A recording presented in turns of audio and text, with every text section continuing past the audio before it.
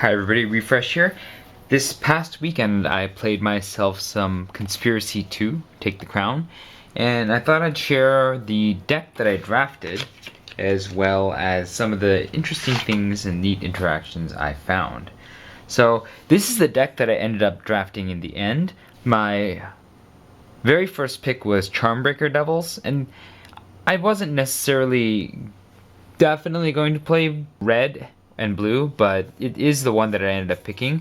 The second pick that I made actually was Phyrexian Arena, and so I was looking at possibly going black as well as an option, but in the end, blue ended up being quite open, as you can see from the huge amount of blue cards that I got. And so there were several players down the way that weren't picking blue cards, and that led me to end up picking blue and red as well, because there were a lot of decent red cards being passed to me. So I picked a bunch of them and ended up only using a small fraction of these. So a couple of interesting things happened in the draft. First of all, there's a combo in draft between the Illusionary Informant and the Spire Phantasm.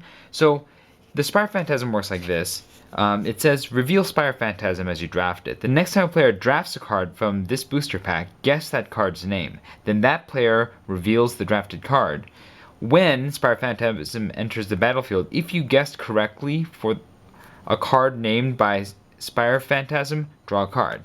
So basically it's a guessing game. Or you'll draft the Spire Phantasm, and then looking at the rest of the pack, see what the next player will draft. Now, being a 4-mana 3-power flyer, it's probably going to go, and so this is never going to happen at the end where, you know, you're only passing one card. But there is a card that actually combos with that, which is the Illusionary Informant. So you draft Illusionary Informant face up. During the draft, you may turn the Illusionary Informant face down. If you do, look at the next card drafted by a player of your choice.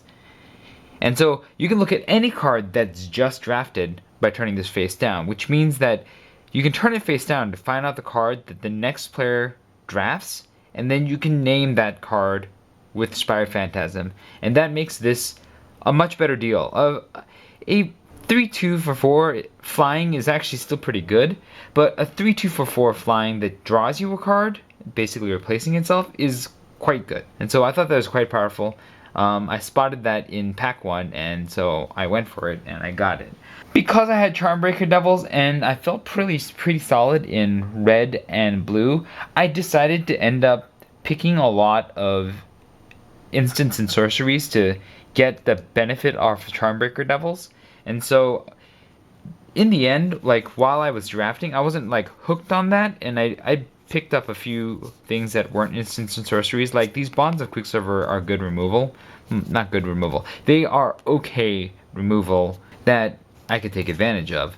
So they were things that were sent my way, and I picked those. And you know, I picked a few other creatures that I thought were helpful, or spells that I thought were helpful. But in the end, I ended up adjusting the deck to be much more focused on getting value out of the Kiln Fiends and the Charmbreaker Devils. I was lucky to get the Pyretic Hunter at 6. You reveal Pyretic Hunter as you draft it, and you note how many cards you've drafted, including the Pyretic Hunter, and it has Menace, and so it gets +6/+6 because that was the highest number that I noted as I drafted it. And one of the problems with this deck turned out to be that I had a lot of power. Like being able to pick up one of these cards, especially Flame Slash, every turn to blow up one of my enemies, put a big target on my back.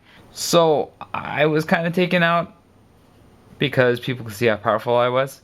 And that's something that I don't think about very much when playing multiplayer. It is to think about politically about what you want to play. Instead of just establishing the strongest board state, put yourself in a position where you are not seen as a threat to everybody.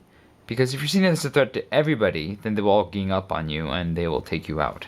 Some other interesting things that I drafted that I ended up not using were the Canal Courier. In the end, my big drops were all very, very good, and I wanted to be able to get to the stuff that I wanted. So the Omen Speaker sort of took precedence, and then I felt like I didn't need that many creatures because I get so much benefit off of, you know, casting instants and sorceries. Like if I picked up a Gutter Snipe, which I noticed afterwards that somebody else had in their deck, it would have been even better because that would have been let me just play even more instants and sorceries and get more benefit out of it. I got a Platinum Angel too, which is a pretty good bomb. Of course, this is one of those things where I could never play this because I always saw somebody that had removal on the table. And like basically it would just be a stall for a turn before somebody blew it out of the sky. Of course I only drew it once, so there's also that too. And that was in the second game where I ended up playing Kingmaker because there was no way that I could win. And if I did not play Kingmaker, then one of the other players would definitely win. And so I ended up playing Kingmaker. A few choices that I made. Originally, I was going to put a Tormenting Voice over a Sulphurous Blast, but in the end I decided that being able to just hit everything on the table was pretty good, and I shouldn't not do so. And the other thing, the Mnemonic Wall, I was really considering putting into the deck. Ultimately, it doesn't do a lot. I mean, it gets me back one of these sorceries and then acts as a blocker, but I felt like I wanted to push the win plan as opposed to the sort of defense plan, and in the end that might have been the wrong idea. It's possible. I think maybe I needed to create more defensive plans because a lot of my creatures are flyers and they're kind of fragile. The Stunt Double is great because I can just make the duplicate of the biggest creature on the board, but the only time I was able to cast it was I had to copy my opponent's Skittering Crustacean because I needed like a fatty blocker, and I had the mana to make this guy big.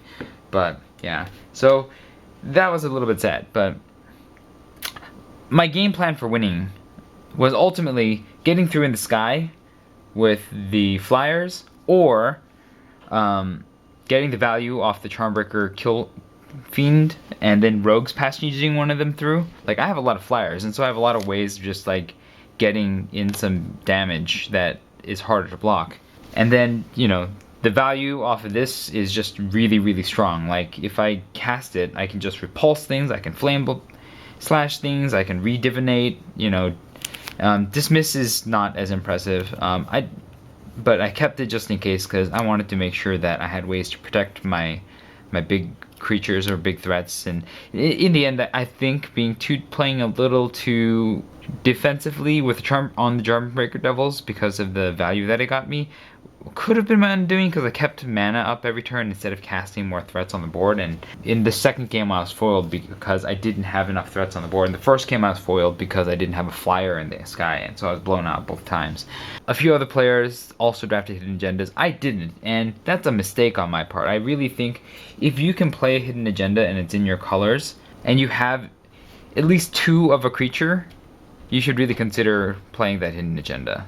But in the end, this deck was really powerful. As you can see, it looks like a pretty powerful deck, and the biggest weakness is that I'm not very used. I think my biggest weakness was more that I was not very used to multiplayer formats, and I also probably undervalued the Hidden Agendas and the conspiracy cards that you can pick up. So I think those are my 2 biggest weaknesses, but I still made a pretty powerful deck, and I made a good showing. Like, I was definitely a threat in both games, and I think it's just the politics and the multiplayer aspects that I could have been better at. But this is the deck. What I'm going to do next time is I'm going to take this deck and to simulate a multiplayer environment to sort of demonstrate how this deck works and how it plays.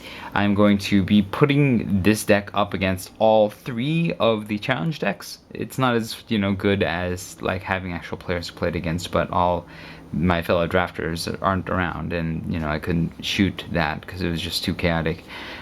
So I'm going to do that next time, so keep an eye out for that video, and thanks for watching. If this was enjoyable, hit the like button. Let me know your thoughts about the deck, the draft, how you felt about conspiracy in the comments below, and I will see you next time.